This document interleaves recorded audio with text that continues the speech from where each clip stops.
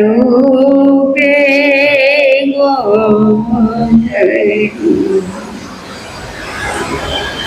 दुखे पापी कणा दुख बापने निवारती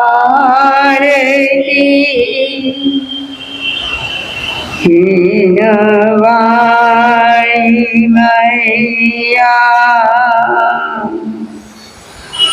तुझ कृपाथी थाय मुझनी रमणमती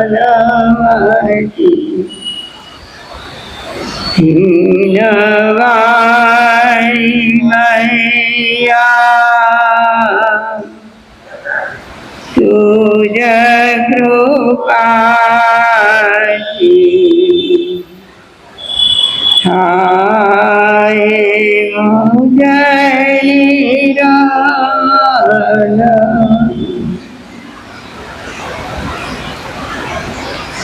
अनंत ज्ञानी अनंत दर्शनी त्रिलोकीनाथ तीर्थंकर परमात्मा श्रमण भगवान महावीर स्वामीना श्री चरणों अपने सौनी भावना मारा तमारा अनंत अनंत उपकारी सर्व गुरु भगवंतोना श्री चरणों अपने सौनी भावना अनंत ज्ञानी परमात्माए जगतवासी सर्व जीवोना सुख शांति समाधि आनंद छळवाई रहे एमना माटे આગમોની પ્રરૂપના કરી છે। આપણા આગમોમાં જ્ઞાનીઓએ પોતાના જીવનનું મનોમંથન કરીને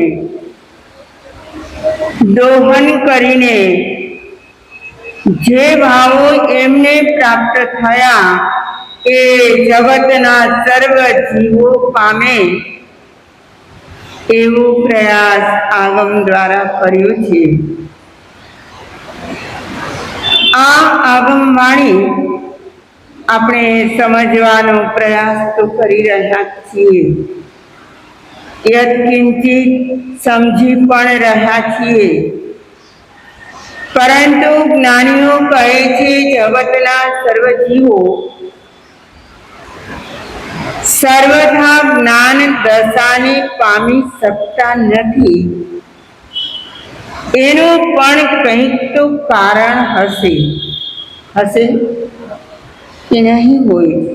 મને કે તમને અગર જ્ઞાનીના ભાવો સમજાતા ના હોય, અગર જ્ઞાનીઓ જે કહી ગયા તે પ્રમાણે આપણે આચરણ કરતા ના હોઈએ તો એમાં કારણભૂત આપણે હશું કે એ જ્ઞાનવાણી હશે?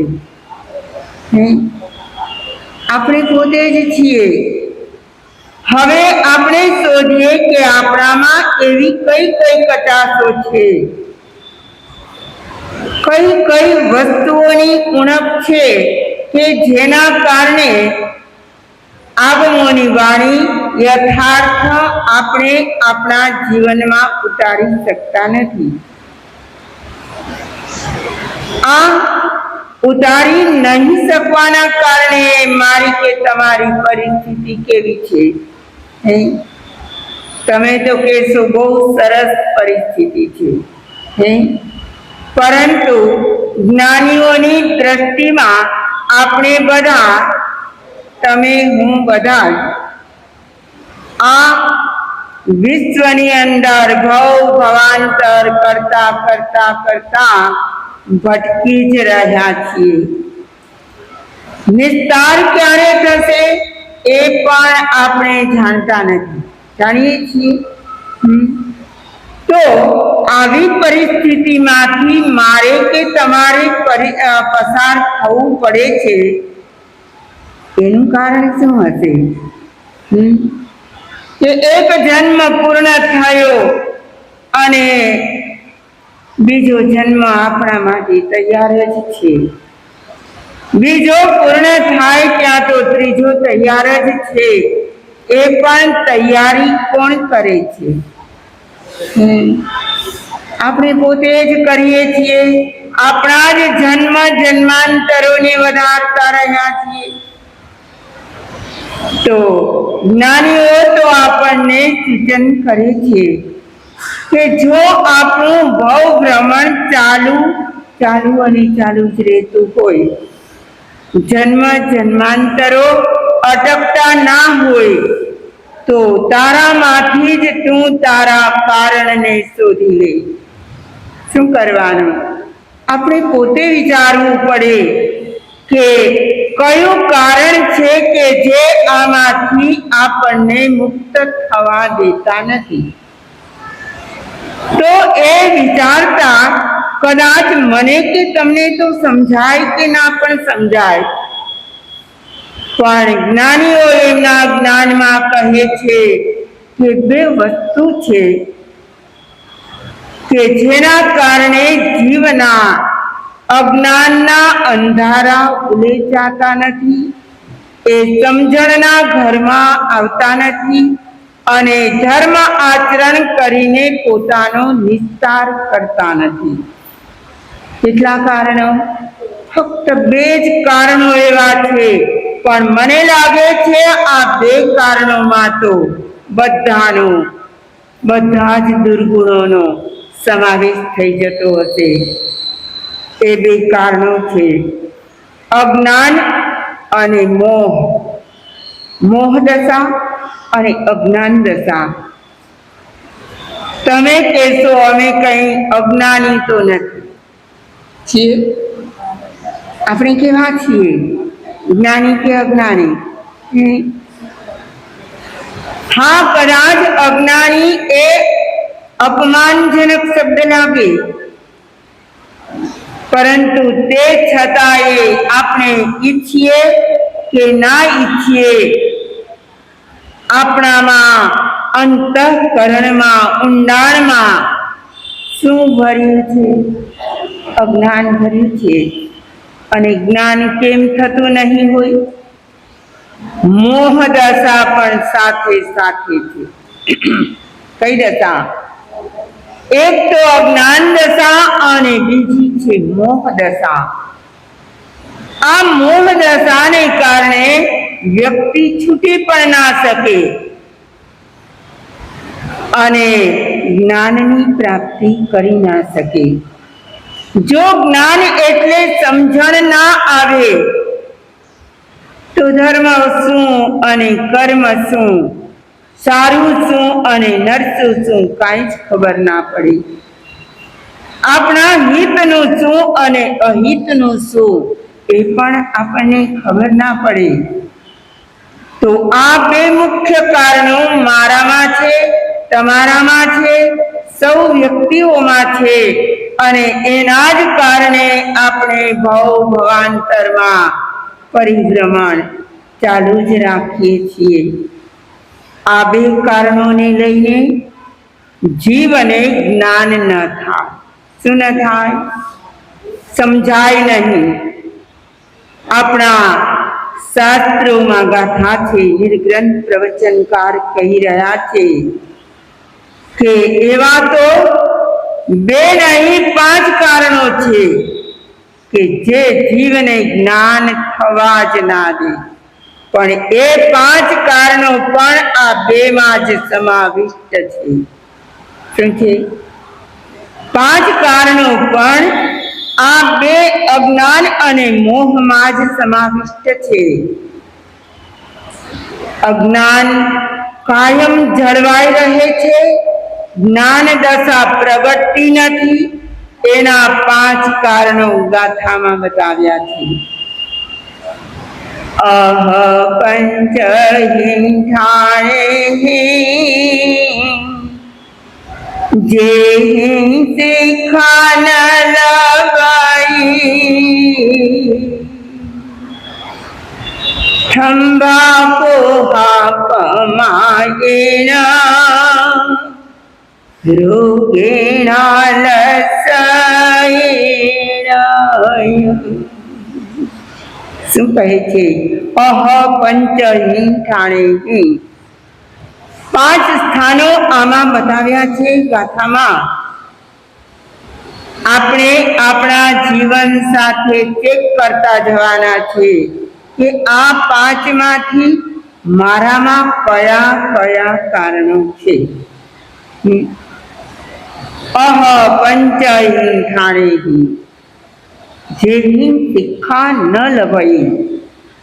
કદાચ પરમાત્મા શિક્ષા આપે આગમના માધ્યમથી, કદાચ કોઈ સંતો સતીજીઓ ધર્મના આધારે, ધર્મશાસ્ત્રોના આધારે એ શિખામણો આપે, અથવા શીખ આપે, અથવા અભ્યાસ કરાવે, તો પણ આપણને જ્ઞાન પ્રગટતું નથી.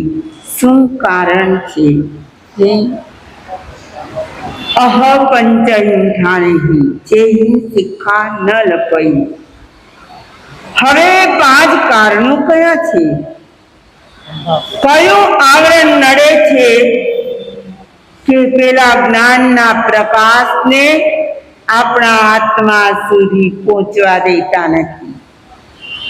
તો 5 કારણોમાં પહેલું જ કારણ બતાવ્યું થંભા. થંભા એટલે શું? થંભા કોને કહેવાય?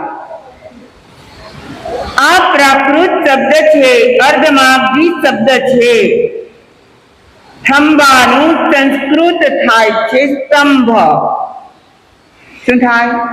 સ્તંભ. સ્તંભ એટલે થાંભલા.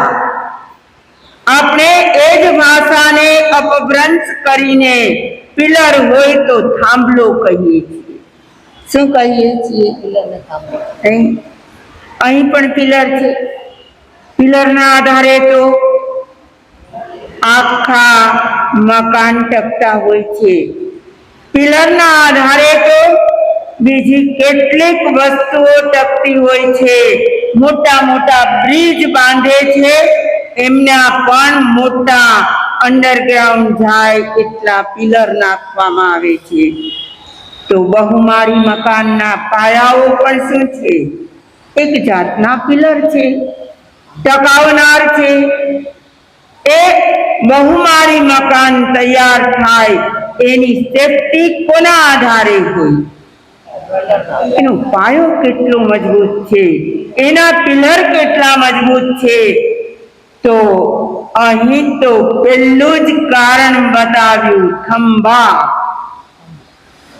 તમે કહેશો કે એ તો આધાર દેનારા છે. થંભાનો અર્થ તો સ્તંભ કર્યો છે, અને એ સ્તંભ છે એ તો આધાર આપનારા છે. અને તમે તો કહો છો કે થંભા એટલે પહેલું કારણ જ્ઞાનને પ્રવેશવા દેતું નથી. કયા થંભા, કયા થાંભલાઓ, કયા પિલર એવા છે જે જ્ઞાનને અટકાવીને બેઠા છે? જેમણે ઠોકડા કર્યા હશે એમને તો જરૂર ખબર છે કે કસાયના પ્રકાર 4 છે. કેટલા છે? કયા કયા? ક્રોધ, માન, માયા અને લોભ. અને એ ચારેય કસાયના ફરી ચાર વિભાગ છે. કેટલા? ચાર કસાયના ચાર વિભાગ છે. કયા કયા? અનંતાનુબંધી, અપ્રત્યાખ્યાની, પ્રત્યાખ્યાની અને સંજ્વલન. આ ચાર વિભાગ છે. અને આ 16 વિભાગ થયા ને. ક્રોધના 4 વિભાગ, માનના 4, માયાના 4 અને લોભના 4. કસાયો કેટલા પ્રકારના થઈ ગયા? 16 પ્રકારના. હવે એ 16 પ્રકારને સમજાવવા માટે આપણા શાસ્ત્રોમાં ક્રોધ માટે,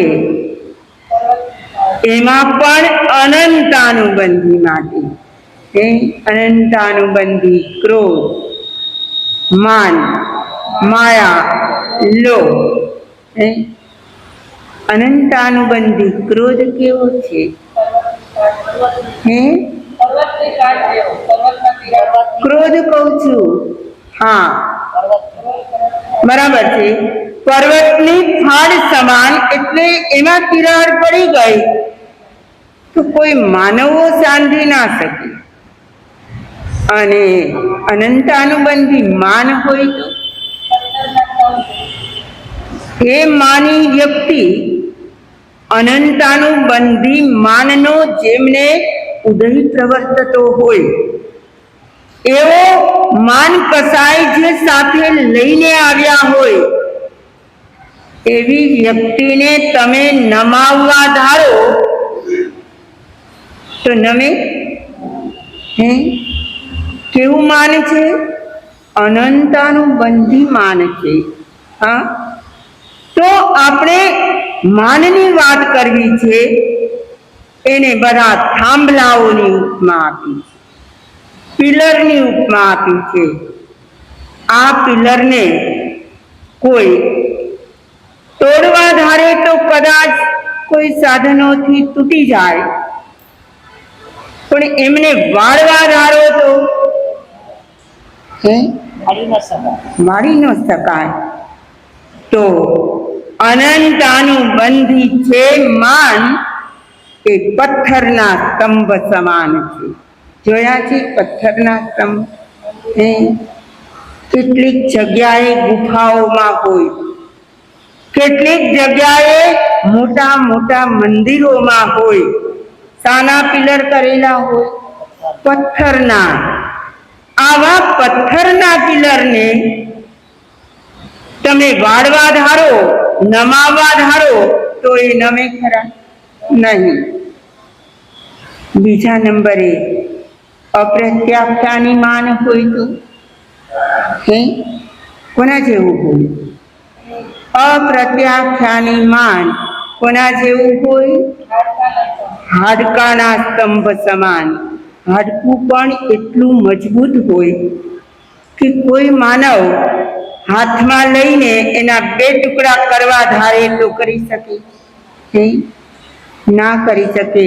પેલા કૂતરાઓ પણ મોઢામાં હાડકું લઈએ એને ચબાવ્યા કરે, અને લોહી નીકળે ક્યાંથી? પોતાના મુખમાંથી, જડબામાંથી જ નીકળતું હોય. અને એ માનતો હોય કે આ લોહી તો મને આ હાડકામાંથી મળે છે. હા, પણ હાડકું એવું ને એવું હોય અને પોતાના જ લોહીને એ ચૂસતો હોય. મારે એ કહેવું છે કે બીજા પ્રકારનું માન, અપ્રત્યાખ્યાની માન હાડકાના સ્તંભ સમાન છે.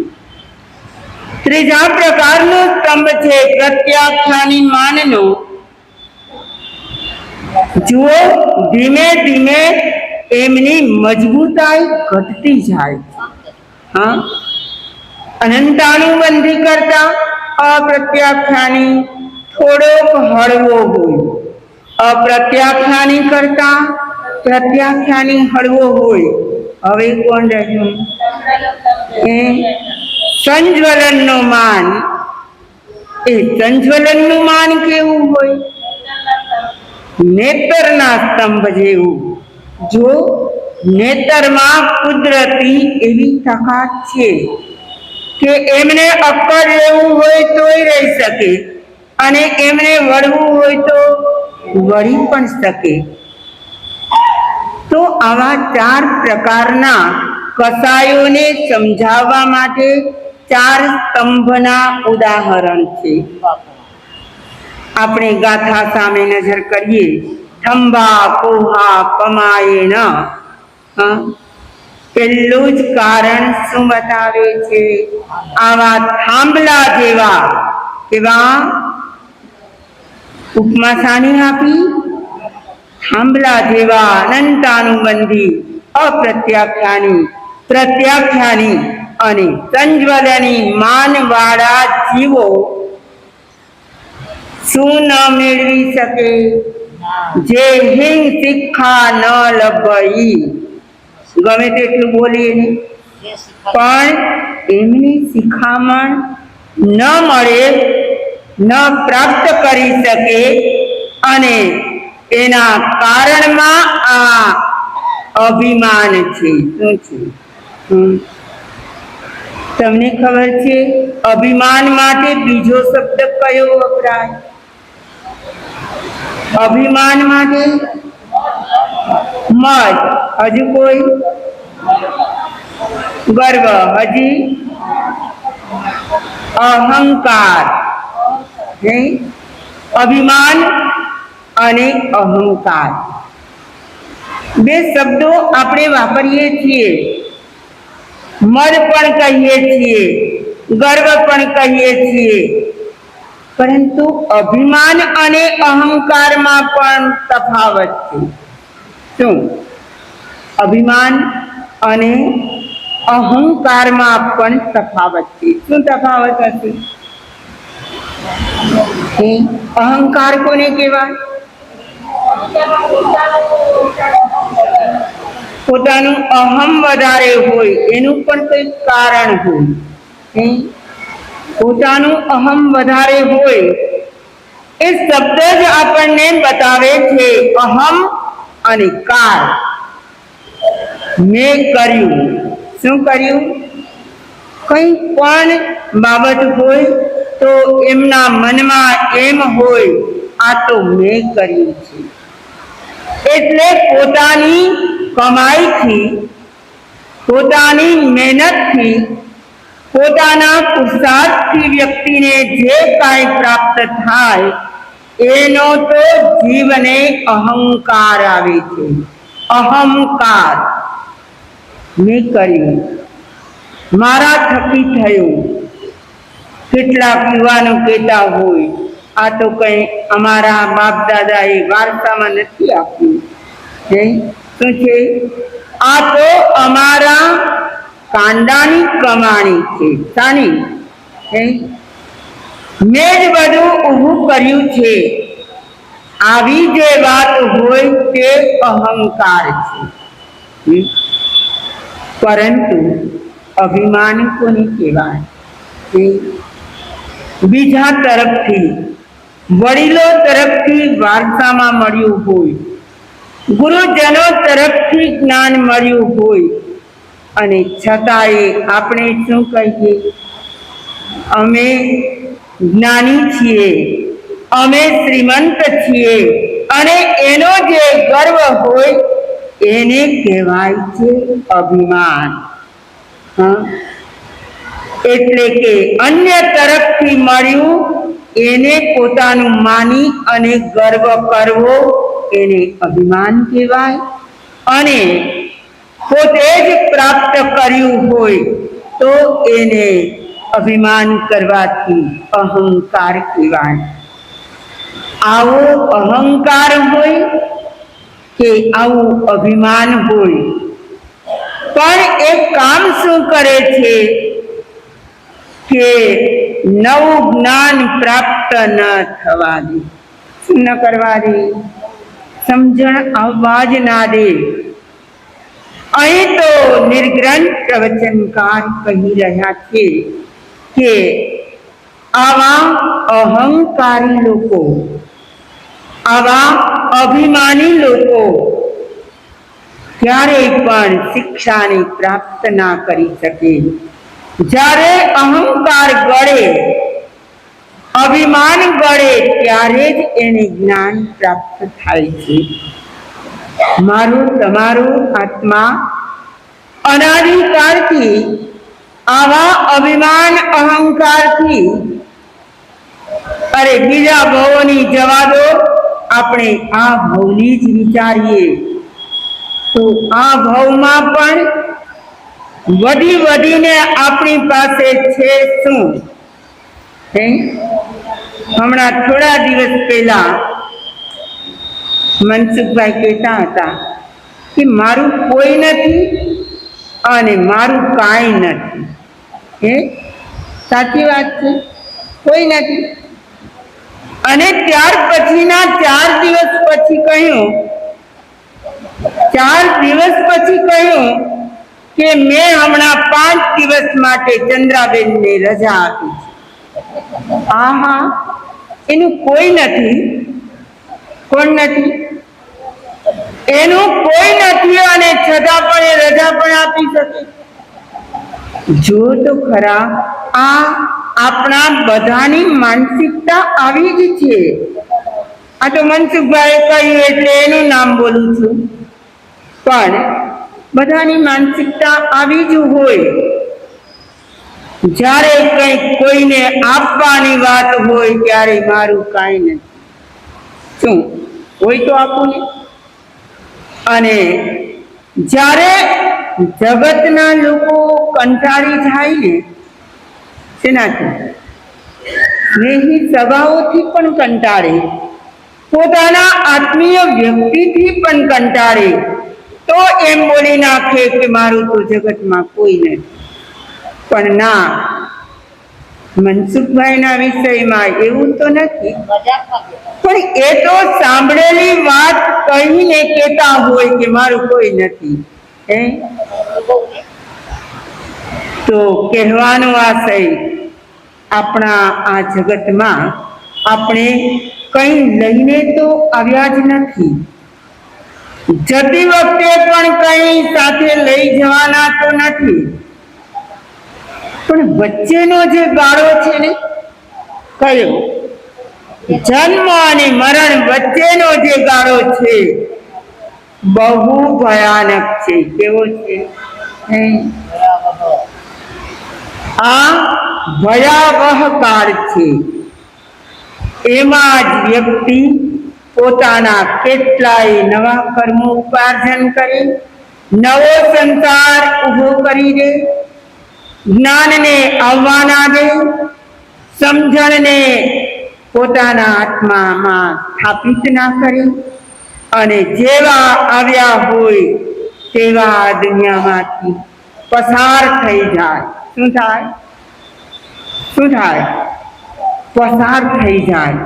માત્ર દુનિયામાં આવ્યા, રહ્યા, મોજ મજા કરી, આનંદ કર્યો, અને સમય આવતા અહીંથી આપણે બીજે જવાનું. ઉતારા તો આપણા માટે અનેક છે. કહેવાનો આશય છે કે નિર્ગ્રંથ પ્રવચનકાર થંભા શબ્દ કહીને, કયો એક શબ્દ છે પેલો, કે અભિમાની વ્યક્તિઓ થાંભલા જેવા, અલગ અલગ થાંભલાના, એ તો એની કેટેગરી બતાવી છે કે અનંતાનુબંધીની કેટેગરી કેટલી હોય, કે પથ્થરનો સ્તંભ જેમ વળે જ નહીં, તૂટે જ નહીં, તેમ અનંતાનુબંધી કસાય વાળા ક્યારેય નમે નહીં. અનંતનો અનુબંધ કરાવે. કેટલો? અનંતનો એ અનુબંધ કરાવે, અને ભવભાવાંતરમાં એ અહમ સાથે સાથે અને સાથે જ આવે. આવું અનંતાનુબંધી અપ્રત્યાખ્યાની પ્રત્યાખ્યાની અને સંજ્વલની કસાઈ વાળા જીવો શું ન પામે? જ્ઞાન ન પામે. અને આપણા વ્યવહારની દ્રષ્ટિએ જોઈએ તો સમજણ એને આવે જ નહીં. ઘણા લોકો કહે હવે માથામાં સફેદ આવી ગયા ત્યાં સુધી સમજતા નથી. આહા, આ પણ આપણા જીવની કરુણતા છે. શું છે? નથી. અને આજે સફેદ વાળ વિનાના કેટલા હોય? બધા જ સફેદ વાળ વાળા તો થઈ ગયા. પણ કહેવાનો આશય એ છે કે જીવન તો પસાર થઈ રહ્યું છે, એ અટકતું નથી. અને આપણે સમજતા નથી. આટલી મોટી ખોટ શું છે કે જીવનને પસાર થતું આપણે પોતે જોઈએ છીએ, અનુભવીએ પણ છીએ. ન અનુભવાય આપણા શરીર પરથી આપણને ખબર પડવા માંડી. ન પડી? હવે તો અમે વૃદ્ધાવસ્થાના આરે પહોંચી ગયા. ક્યાં પહોંચ્યા? અને છતાં પણ આપણે જ્ઞાનની દ્રષ્ટિએ જોઈએ તો ત્યાં ને ત્યાં જ હજુ રમતા હોઈએ. તો જે શિક્ષા ન લપઈ, આવા અભિમાની લોકો શિક્ષાને પ્રાપ્ત ન કરી શકે. એમને બોધ આપવામાં આવે તો એ બુঝે પણ નહીં. એમને સમજાવવામાં આવે તો સમજે પણ નહીં. ફરી પાછા પેલા નેતરના વૃક્ષની જે નેતરની દાંડીઓ હોય ને, કે જેમ પાણીનો પ્રવાહ આવે ત્યારે નમી જાય, પરંતુ પાછા કેવા થઈ જાય? પાછા કડ થઈ જાય. પેલા તો નમતા જ નથી. પણ નેતર એટલું સારું છે કે ક્યારેક ક્યારેક સમય આવે ત્યારે નમી પણ જાય. પણ નમવામાં પણ બહુ જ ફરક હોય છે. એ ના હોય? બહોત નમે નાદાન.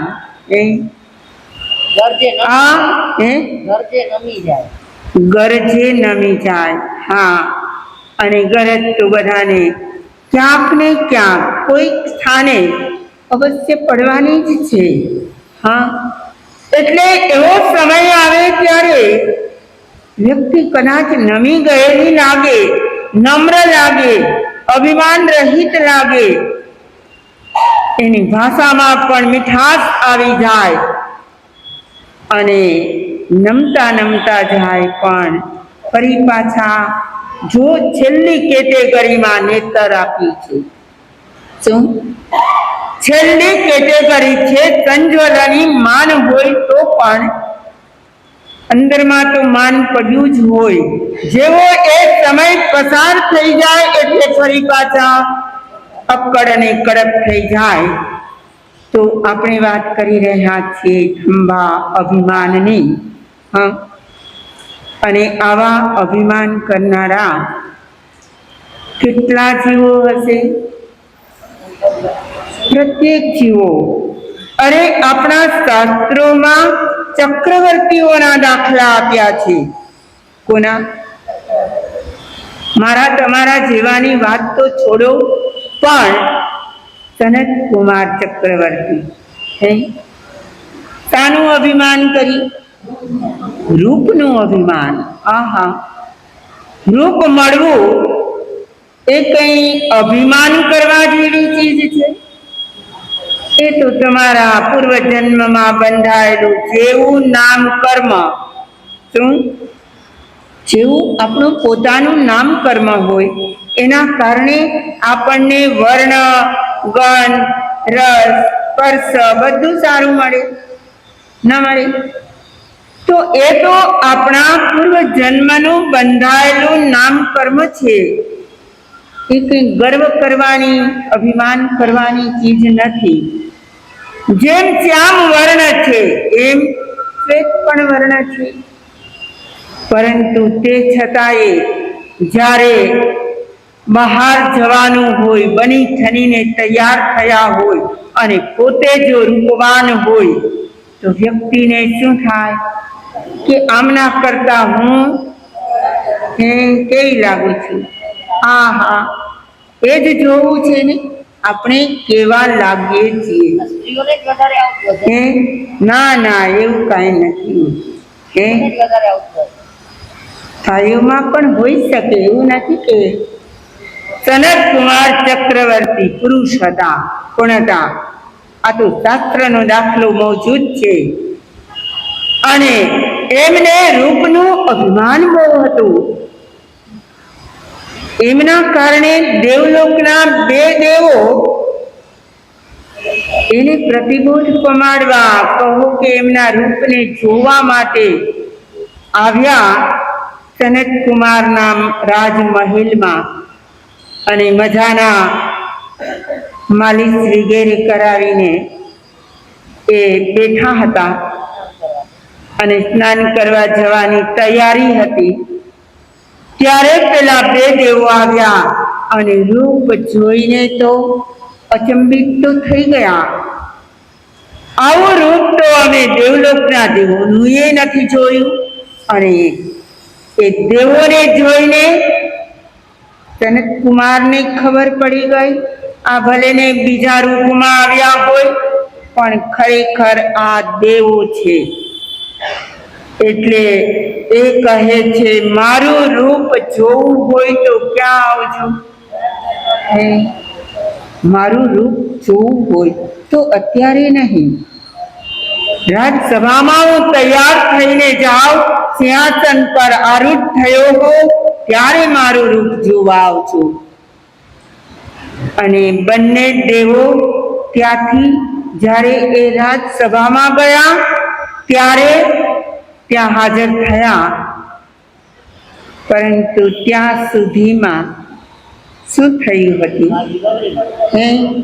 ત્યાં સુધીમાં તો રૂપના અભિમાનના કારણે અને એમના અસાતાના ઉદયના કારણે એક સાથે એમના શરીરમાં 16 મહારોગ ઉત્પન્ન થયા. કેટલા? 1 2 નહીં, 3 4 નહીં, 16 મહારોગ ઉત્પન્ન થઈ ગયા હતા. અને જેવી બીમારીઓ રોગો ઉત્પન્ન થાય એટલે ચહેરાની પ્રસન્નતા એવી ને એવી રહે, એમાં કેટલો ફેરફાર થઈ જાય. તરત જ પીડાના કારણે વ્યક્તિનું મોઢું કરમાવા લાગે અને જ્યારે કરમાય ત્યારે રૂપ પણ ઝાંખું પડે, ત્યારે એમની સૌમ્યતા પણ ઓછી થઈ જાય, એમની પ્રભાવકતા પણ ઓછી લાગવા માંડે. કહેવાનો આશય, જો સનત કુમાર ચક્રવર્તી જેવા પણ રૂપનું અભિમાન કરતા હોય, આવા અભિમાનના પાછા પ્રકાર કેટલા કેટલા પ્રકાર છે? આવા અભિમાનના પ્રકાર તો અનંતાનુબંધી, અપ્રત્યાખ્યાની, પ્રત્યાખ્યાની, સંજ્વલની, આ 4 તો છે. પણ એ મદના પ્રકાર કેટલા? 8 મદના પ્રકાર છે. જ્ઞાનીઓ કહે છે, જગતમાં જ્યાં જુઓ ત્યાં જે વ્યક્તિને જુઓ, જે વસ્તુને જુઓ, એ બધામાં આપણો મદ છલકાય છે. શું થાય છે? સારા વસ્ત્રો પહેર્યા હોય, સારા કિંમતી દાગીનાઓ પહેર્યા હોય, અને કદાચ કોઈના ઘરે જવાનું બન્યું ને સરસ મજાનું આલિશાન મકાન હોય, બ્લોક હોય, તો વ્યક્તિ એનાથી પણ અભિમાન કરીને છલકાતી હોય. કઈ વસ્તુનું જીવને અભિમાન નથી થતું?